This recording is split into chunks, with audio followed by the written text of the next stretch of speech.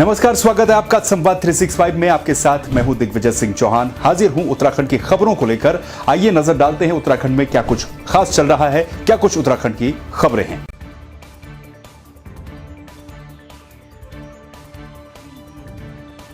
मुख्यमंत्री त्रिवेंद्र सिंह रावत ने सचिवालय में वीडियो कॉन्फ्रेंसिंग के जरिए जिलाधिकारियों के साथ समीक्षा बैठक की। इस दौरान उन्होंने कहा कि अधिकारियों और जनप्रतिनिधियों का संवाद लगातार होना चाहिए। उन्होंने कहा कि जनता से जुड़े कार्यों को प्राथमिकता दी जाए, जिससे लोगों को सीधा लाभ मिले। मुख्यमंत्री ने बहुउद्देश्य शिविरों का आयोजन करने की बात भी कही। उन्होंने कहा कि इनका प्रभावी क्रियान्वयन सुनिश्चित किया जाए ताकि लोगों को लाभ मिले और उनकी समस्याओं को दूर किया जा सके।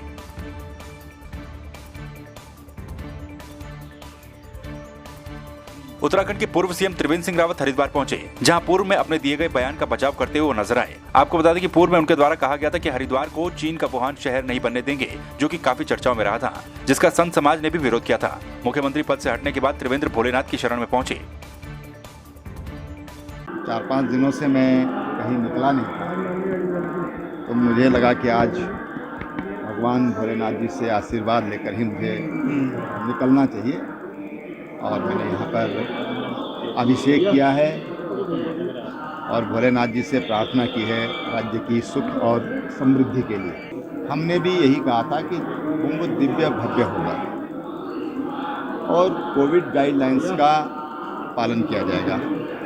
अगर आपने उसको पूरा सुना होगा, पढ़ा होगा, तो उसमें उन्होंने भी यही कहा है कि कोविड-19 की जो भी गाइडलाइंस है उसी के अनुसार ये कुंभ सब उनके।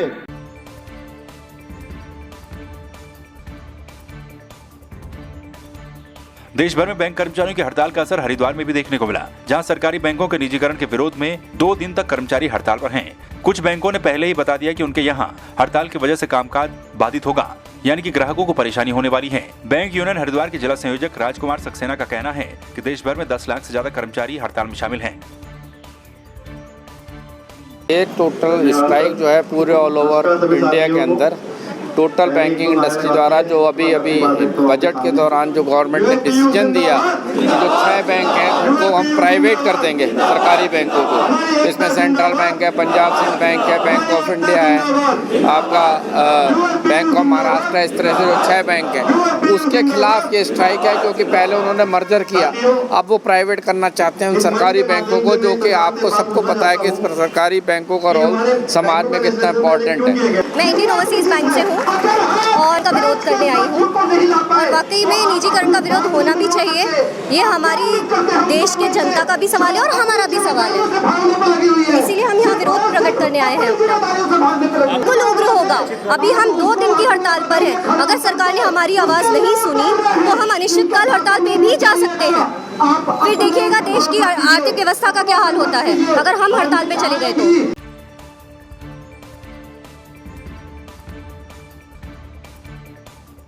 महंगाई और रोजगार के मुद्दे को लेकर कांग्रेस ने श्रीनगर से जन आक्रोश रैली का आगाज कर दिया।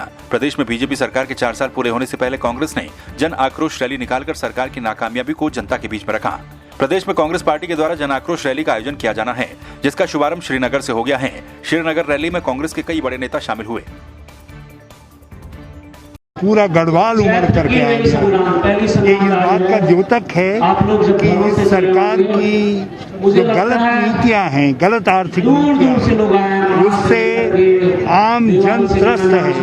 महंगाई ने लोगों की कमर तोड़ दी है, बेरोजगारी नित्य प्रतिदिन बढ़ती जा रही है। शिक्षा की किसान अलग खस्ता हाल है, जन कल्याण की योजनाएं ठप पड़ी हुई हैं। इससे केवल एक संदेश है कि जन आक्रोश चरम पर है और जनता परिवर्तन का मन बना है। 4 साल का कार्यकाल पूरा होने जा रहा है और इन 4 वर्षों में सरकार ने उत्तराखंड के लोगों से जो वादे किए थे उन वादों के विपरीत सरकार ने आचरण करने का काम किया। आज किसान सड़क पर है, नौजवान सड़क पर है, महंगाई अपने चरम पर है, अर्थव्यवस्था पूरी तरीके से ध्वस्त है, भ्रष्टाचार अपने चरम पर है, कोरोना की महामारी से लड़ने में सरकार पूरी तरीके से अक्षम साबित हुई है। आप इस रैली का मकसद भी देख सकते हैं कि जन आक्रोश रैली में जन आक्रोश लोगों में है, क्योंकि यहाँ पे महंगाई की मार है, बेरोजगारी की मार है और हम सब लोग प्रताड़ित हैं। सरकार और सरकार के कार्यकर्ता इतने ज़्यादा दुष्ट हो चुके हैं कि ना तो दे रहे हैं। मैं पहले भी आपको अवगत करा चुकी कि मामू विकास खंड में किस तरीके से जो है विकास कार्य बाधित किए जा रहे हैं भाजपा के कार्यकर्ताओं द्वारा। तो इस तरीके से हम उनका पूर्ण रूप से विरोध करते हैं और आज ये रैली थी तो इसलिए हमने इसमें भाग लिया और हमारे पार्टियों ने भी बहुत अच्छे से भाग लिया और शिकायत करी है। अब देखते हैं आगे इसमें हमारे जो है मंत्री जी ने हमें आश्वासन दिया है कि अब जब उनकी सरकार आएगी तो वो पूर्ण रूप से इसमें हमारा सहयोग करेंगे। मैं जितना भी बोलूँगा उतना कम है कि महंगाई में मतलब कि चरम सीमा पे आ गई है हर चीज़ में। और दूसरी बात है कि हमारे पब्लिक डिस्ट्रीब्यूशन सिस्टम है, राशन है, वहाँ पर सामान और भी कम हो रहा है। तो दो तरह से चोट पड़ रही है डबल इंजन की सरकार में। एक तो महंगाई भी बढ़ती जा रही है और सामग्री भी नहीं मिल रही है, तो गरीब आदमी तो हताश। उत्तराखंड में जो हमारा उत्तराखंड का जो सेकंड स्टेट है देहरादून के, उसके बाद हम श्रीनगर को मानते हैं। और श्रीनगर में जब हमने रैली जुटी इसका ये साफ हो गया है कि आज यहाँ पे जिस तरह से जनसैलाब था, लोगों ने मन बना दिया है कि 2022 का जो चुनाव होगा वो कांग्रेस के पक्ष में होगा और भारतीय जनता पार्टी का सफाई होगा। आज जनता में आक्रोश है, बेरोजगारी से लेके महंगाई से लेके हर वहाँ कर्मचारी वर्ग बहुत त्रस्त है। तो मैं नहीं समझता कि 2022 में अपनी भाजपा की वापसी होने वाली है। और जहाँ चौबट्टा खाल की बात रही तो पहले भी जो हमारे वहाँ पर जो विधायक रहे वो आज वर्तमान में मुख्यमंत्री हैं। तो पहले चौबट्टा खाल में एक विधानसभा में क्या किया, तो हम क्या आशा करें कि वो पूरे प्रदेश में कुछ कर पाएंगे।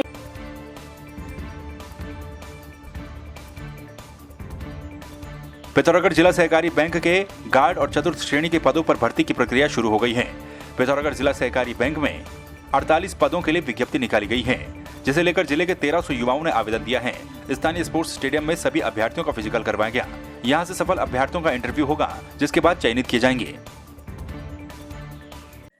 देखिए, जिला सहकारी बैंकों के माध्यम से पूरे प्रदेश भर में हर जिला सहकारी बैंक में सहयोगी गार्ड पब्लिक चतुर्थ श्रेणी की वैकेंसियां निकाली गई हैं।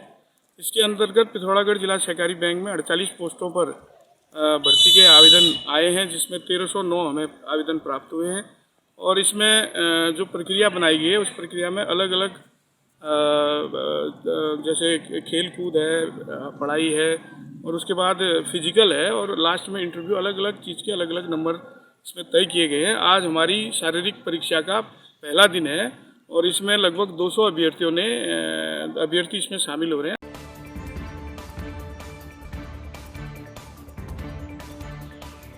नियमितीकरण की मांग को लेकर आंदोलनरत मनरेगा कर्मचारी अनिश्चितकालीन हड़ताल पर चले गए। मनरेगा कर्मचारियों ने पिथौरागढ़ जिला मुख्यालय में सरकार के खिलाफ जोरदार नारेबाजी करते हुए नियमितीकरण की मांग की है। जनपद पिथौरागढ़ को पूरे भारतवर्ष में मनरेगा योजना को सफलतापूर्वक संचालित करने के लिए प्रथम स्थान प्राप्त हुआ था। लेकिन आज हमारी स्थिति ये है कि हमें विगत 18-19 माह से ना तो वेतन मिला हुआ है और हमारे ऊपर लगातार राजनीतिक दबाव भी रहते हैं, हमसे काम करवाया जाता है और हमारे रोजगार की कोई गारंटी नहीं है। यानी कि हमारा भविष्य क्या होगा हमें ये पता नहीं है। हम 13 साल से काम कर रहे हैं, ना तो हमें स्वास्थ्य सुविधाएं मिलती हैं, ना हमें वेतन समय पर मिलता है। तो ऐसी कई मांगें हैं जो हम सरकार हमारी अनदेखी कर रही है। तो हम चाहते हैं कि सरकार हमें नियमित करे। हम लोग 13 वर्ष से कार्य कर रहे हैं, सरकार हमें नियमित करे।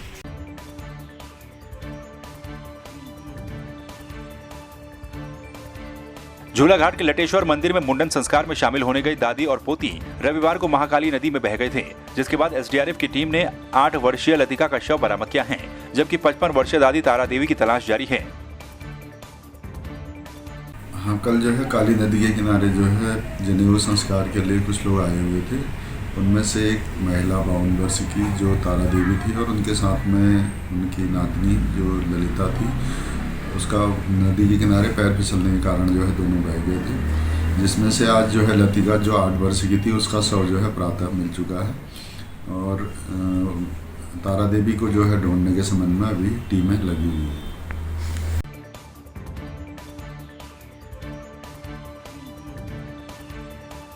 निजीकरण के खिलाफ देश भर के सरकारी बैंक हड़ताल पर हैं। पिथौरागढ़ में भी हड़ताली कर्मचारियों ने बैंक बंद कर सरकार के खिलाफ जोरदार प्रदर्शन किया और सरकार के खिलाफ जमकर नारेबाजी भी की। इस दौरान बैंक कर्मचारियों ने कहा कि सरकार के द्वारा सरकारी बैंकों का निजीकरण कर्मचारियों के साथ और जनता के साथ धोखा है।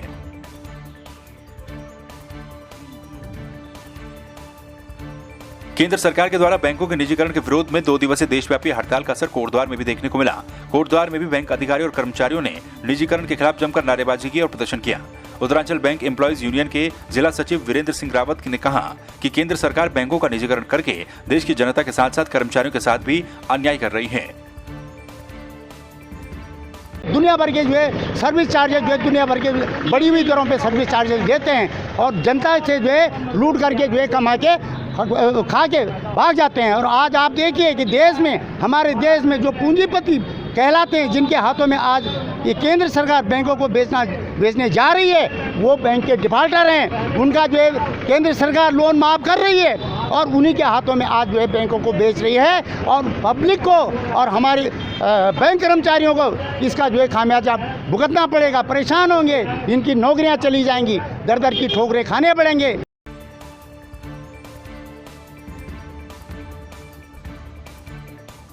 हल्द्वानी में 2 दिवसीय राष्ट्रव्यापी हड़ताल के समर्थन में बैंक कर्मचारियों ने धरना दिया। हल्द्वानी के स्टेट बैंक के बाहर कर्मचारियों ने प्रदर्शन करते हुए बैंकों के निजीकरण का विरोध किया। साथ ही एनपीए की वसूली के लिए सरकार से कड़े नियम बनाने की मांग करते हुए बैंक डिफॉल्टर के खिलाफ भी कानूनी कार्रवाई करने की मांग की। Deputy general secretary state bank of India staff association Haldwani, आज हम 2 दिन की जो यहाँ पे स्ट्राइक कर रहे हैं, ये बैंकों के निजीकरण के विरोध में कर रहे हैं। सरकार ने अभी हाल में बजट के प्रस्तावों में सार्वजनिक क्षेत्र के 2 बैंकों के निजीकरण की घोषणा की है, जिसके विरोध स्वरूप आज ये प्रदर्शन किया जा रहा है। ये प्रदर्शन पूरे हिंदुस्तान में चल रहा है।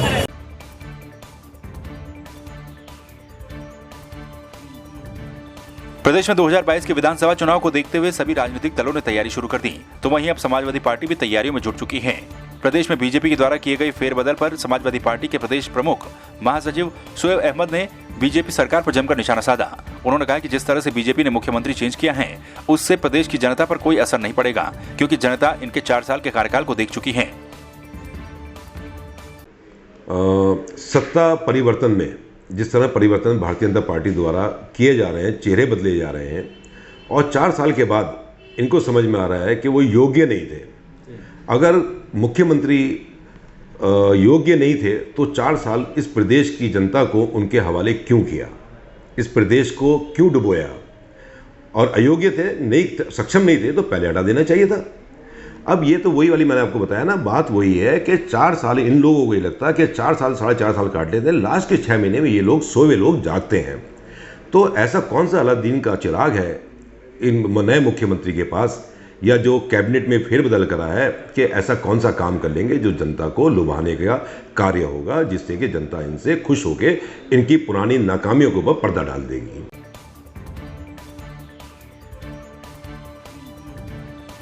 थराली तहसील सभागार में सोमवार को ग्वालदाम से लेकर बगौली तक सड़क चौड़ीकरण में प्रभावित भूस्वामियों और स्थानीय लोगों के साथ तहसीलदार की अध्यक्षता में जनसुनवाई आयोजित की गई। जनसुनवाई में बीआरओ के असिस्टेंट इंजीनियर राजकुमार सहित बीआरओ के अन्य अधिकारी, तहसीलदार और कई लोग मौजूद रहे। जनसुनवाई के दौरान बीआरओ के आला अधिकारियों ने बताया कि भविष्य में देश की आंतरिक सुरक्षा और मोटर मार्ग के सामरिक महत्व को देखते हुए सड़क के मध्य बिंदु से 12 मीटर ऊपर और 12 मीटर नीचे सड़क चौड़ीकरण प्रस्तावित है, जिसे लेकर भूमि अधिग्रहण की प्रक्रिया शुरू की जानी है। बोर्ड से कंसर्न भी मांगे हैं, उनकी जो विस्थापन के लिए है, उनका जो पैसा नहीं मिला है कंपनसेशन का, उस सिलसिले में बातें हुई हैं, वो हमने गौर किया, उनके पॉइंट्स नोट किए हैं। जैसे सड़कों के दोनों तरफ कहीं स्लाइड पॉइंट है, किसी के मकान वगैरह आ रहे हैं ऊपर, और जो रास्ते प्रोस्टेबल थे, जो रोड कट गए हैं, उसके बारे में कार्रवाई करने के लिए हमने सब पॉइंट नोट कर लिए हैं। वो आगे कार्रवाई के लिए आगे भेजेंगे। अगली तो ही जैसे डीएम साहब हमें बताएंगे थ्रू एसडीएम, तो वैसे हम लोग कार्रवाई करेंगे, उसी हिसाब से हम लोग अटेंड करेंगे। ग्वालदम से जो बगोली तक का जो रोड जा रही है, उसका चौड़ीकरण के संबंध में यहाँ पे जनसुनवाई रखी गई थी, जिसमें काफ़ी ग्रामीणों ने पार्टिसिपेट किया है उसमें। और मुख्य रूप से जो इन्होंने जो बातें रखी है वो ये रखी है कि जो पूर्व में रोड कटिंग से पहले जो रास्ते थे और अब रोड कटने के बाद वो रास्ते कुछ एक बंद हो गए हैं, तो उन रास्तों को दोबारा से सुचारू करने के लिए, दोबारा से उनका निर्माण करने के लिए उन्होंने बातें रखी है। उसके अलावा भी रोड कटिंग के बाद कुछ एक जगह जहाँ पे जो लैंडस्लाइड प्रोन एरियाज़ हैं, वहाँ पे भी उन्होंने ये बोला है कि ब्रेस्ट वॉल लगाई जाए, ताकि वहाँ पे उसका भी प्रिवेंशन हो सके फर्दर जो भी लैंडस्लाइड होना है। और तहसील थराली में जो जनसुनवाई में जो बातें निकल कर आई, उसमें मेरा यही कहना है कि जितने भी लोगों की जिस प्रकार से भी भूमि अधिग्रहण की जा रही है, जो 12-12 मीटर का इन्होंने जो एक वो बताया है, क्राइटेरिया बताया है, उस बीच जिसका मकान आता है, जिसकी दुकान आती है, जिसकी भूमि आती है, चाहे वो नाप हो चाहे बेनाप हो, सबको उचित मुआवजा मिलना चाहिए। क्योंकि पहाड़ में रोज़गार के साधन दुकानें मकानें ही रोज़गार का एक बहुत बड़ा महत्वपूर्ण साधन है, एक रोज़गार का एक जरिया है। राष्ट्रीय सुरक्षा से जुड़ा हुआ अगर कोई मामला होता है तो उसके लिए हम अपनी भूमि न्यौछावर, अपनी दुकान, अपनी भूमि न्यौछावर करने को तैयार हैं, कोई दिक्कत नहीं। लेकिन कम से कम जो लोग बाग वहाँ पर हैं, जो व्यापारी हैं, जो मकान भवन स्वामी हैं, तो उनके बारे में थोड़ा सा मतलब सहानुभूतिपूर्वक विचार किया जाना चाहिए। और कोई किसी को तुम बेरोज़गार कर रहे हो, तो घर विहीन कर रहे हो, लोगों के घरों, जिन घरों में लोगों ने अपने जीवन भर की कमाई को संजो करके एक मकान का रूप दिया है, उसको तुम मलबा कहने का काम करोगे, तो सबसे पहले तो अपने इन शब्दावलियों को परिवर्तित करने की बातचीत करनी चाहिए।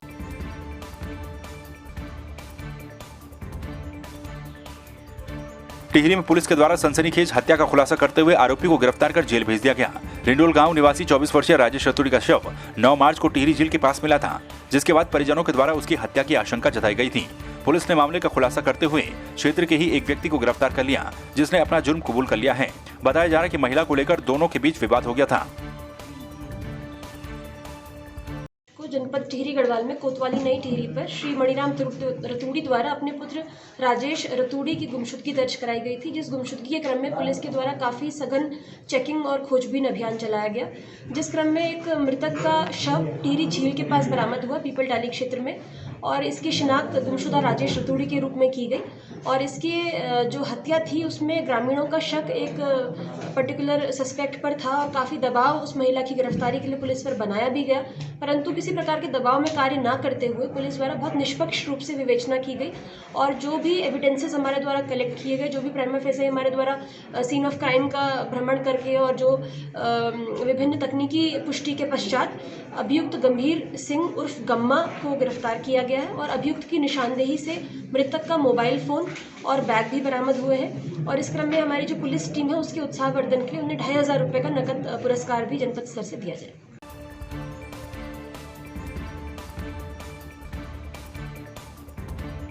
टिहरी जिले के सरस्वती विद्या मंदिर उनियालसारी चंबा का 7 दिवसीय राष्ट्रीय सेवा योजना विशेष शिविर का समापन हो गया। शिविर के समापन पर राष्ट्रीय सेवा योजना स्वयंसेवकों ने सांस्कृतिक नुक्कड़ नाटक कार्यक्रम प्रस्तुत किए। समापन कार्यक्रम के मुख्य अतिथि क्षेत्र पंचायत सदस्य राजवीर सजवाण ने कहा कि 7 दिवसीय कैंप में स्वयंसेवकों के द्वारा गाँव में लोगों को जागरूक करने के साथ साथ कई कार्यक्रम किए गए। 7 दिनों में हमारे 50 स्वयंसेवियों ने गांव के मुख्य मार्गों की सफाई की, जलाशयों की सफाई की और गांवों के सभी लोगों को इसके लिए प्रेरित किया। साथ ही स्वयंसेवियों का जो मुख्य उद्देश्य था नशा मुक्त और संस्कार युक्त ये उत्तराखंड बनाने के लिए उन्होंने घर घर जाकर प्रत्येक महिला, पुरुष और सभी से अपील की कि वे गांव में कॉकटेल पार्टी का विरोध करें और उसके लिए उन्होंने सभी गाँववासियों से काफ़ी लोगों से संकल्प पत्र हुआ है, जिसमें गाँव वालों ने उनका बहुत अच्छा सहयोग किया और सभी के लिए। इसके अलावा उन्होंने साक्षरता तथा बेटी बचाओ बेटी पढ़ाओ को भी नुक्कड़ नाटक के माध्यम से भी गाँव वालों के समक्ष प्रस्तुत किया।